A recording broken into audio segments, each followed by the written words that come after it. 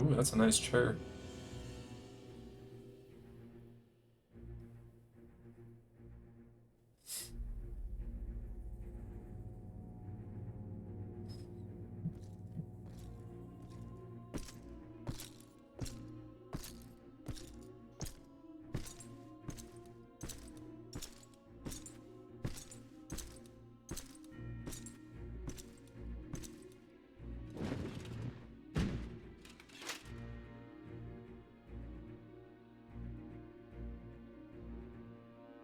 Esteemed representatives of the Eorzean Alliance, on behalf of the Gallian Empire, I thank you for inviting me here today.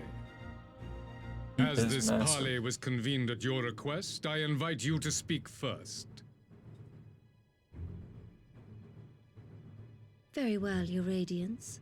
I, Nanimo Ulnamo, 17th in the line of Ul, should be pleased to oblige you. As recent events in Alamigo and Doma have made plain, the subjugation and exploitation of neighboring nations is not a sustainable policy. Should this day end in war, you may very well defeat us, but you will never extinguish the people's desire for freedom.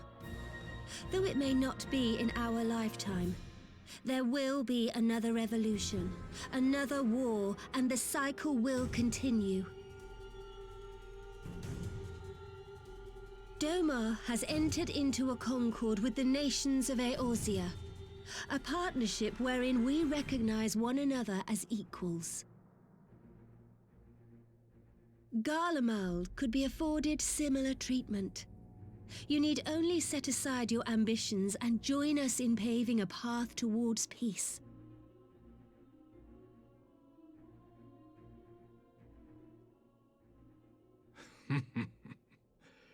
You will not win me over with sophistry, Your Grace. As you know only too well, this alliance lacks the strength to keep the peace within its own borders. Even now, your struggles with the Beastmen continue unabated. Divided, you sow this fertile soil with the seeds of your differences and reap naught but discord and chaos for your trouble. Eorzea must be united under one leader, one purpose. I would offer you both and bring an end to your strife. With all due respect, Your Radiance, the only thing that you offered the people of Alamigo was fear and hopelessness. The citizens of Doma can also attest to the meager arms of imperial rule. There is no purpose to be found in a life of oppression, each day more uncertain than the last. Our people are willing to die for their freedom. A great many already have, and countless more will, if we don't put an end to this madness here and now.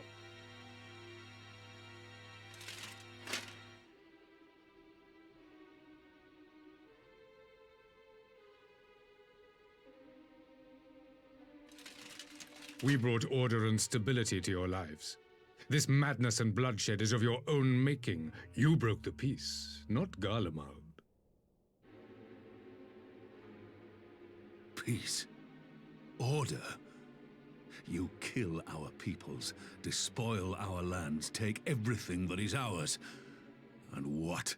You expect us to lick the boot that grinds our faces into the dirt?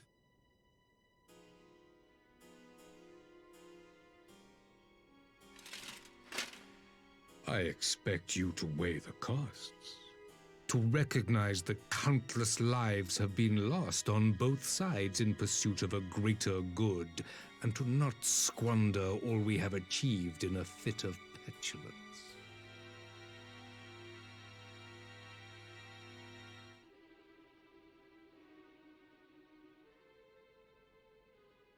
Your Radiance, I fear I can personally attest to the dangers of pursuing one's vision with such righteous fervor. For 1,000 years, the Holy See of Ishgard waged war with dragons.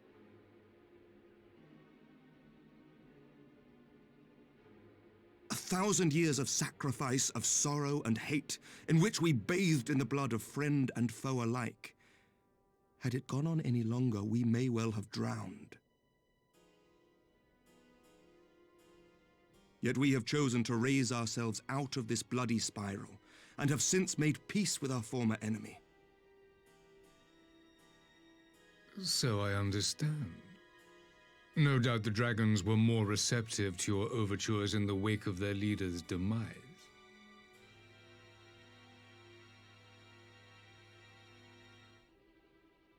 You speak of peace, yet use war to achieve it. Your father would not have bothered to obscure his intent with honeyed words. He understood that strength is all that matters in the end.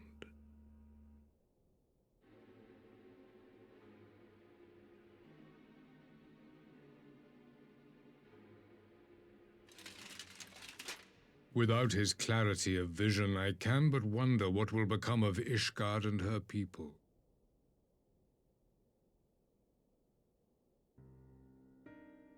There was a time when Garlemald too lacked a leader of conviction. Weak and unable to wield magic, we were at the mercy of the strong from whom we sought refuge in the bitter cold of the north. Were it not for the discovery of ceruleum and the subsequent development of magitech, we might never have gained the power to take back that which was rightfully ours.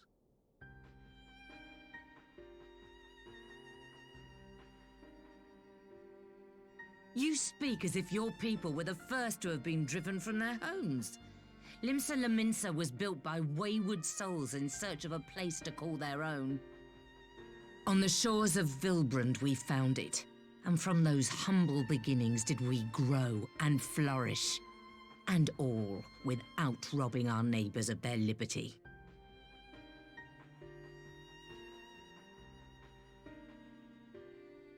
So saith the pirate.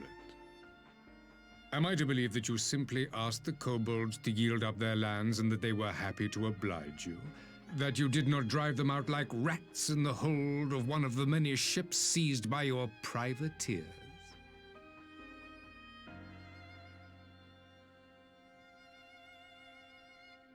I will concede that after centuries of exile, reclamation may be mistaken for invasion. Nevertheless, it is not. And those who till stolen soil have no right to object when cast out in turn.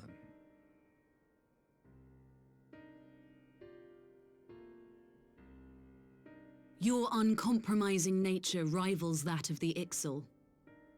They too lament circumstances which they themselves perpetuate. Were they but to embrace peace, we would welcome them with open arms. Indeed, some few have done just that, and now receive of the Twelve's Wood's bounty. Would that your people might learn from their example.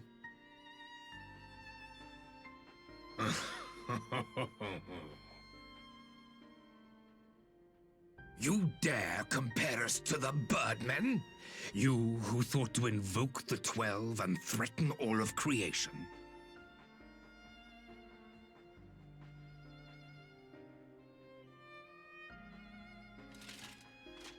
I came here in the hope of finding some speck of common ground, but I see now these discussions will accomplish nothing. Despite what you people may believe, I am not wont to choose the sword over the olive branch. 'Tis but a pity men are loath to accept one without first being shown the other.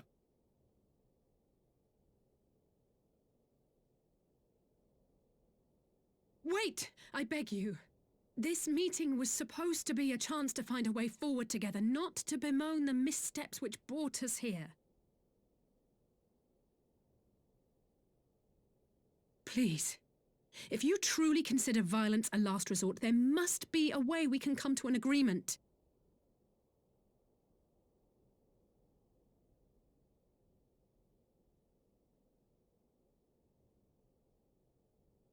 As Mistress Alisaie says, we did not come here to bicker over the past, but to discuss how we might strive towards a brighter future. Emperor Varis, may I suggest a short recess, that all present might compose themselves prior to beginning anew?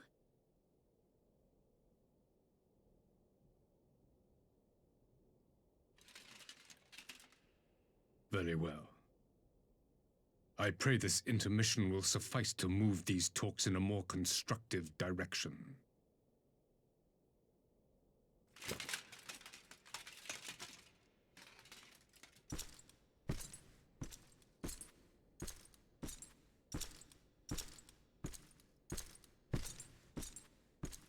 He is so big.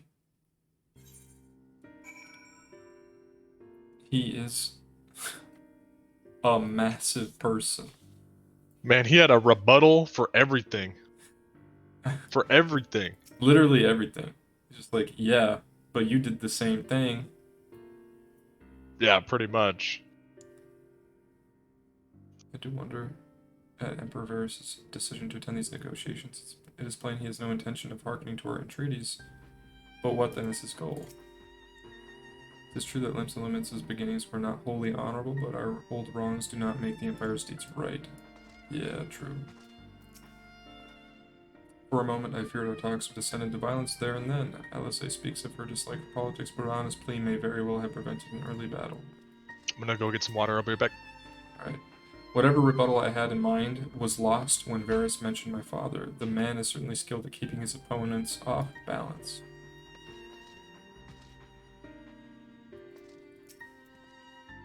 Varis holds fast to his ideals just as I knew he would. He will not be swayed from his path.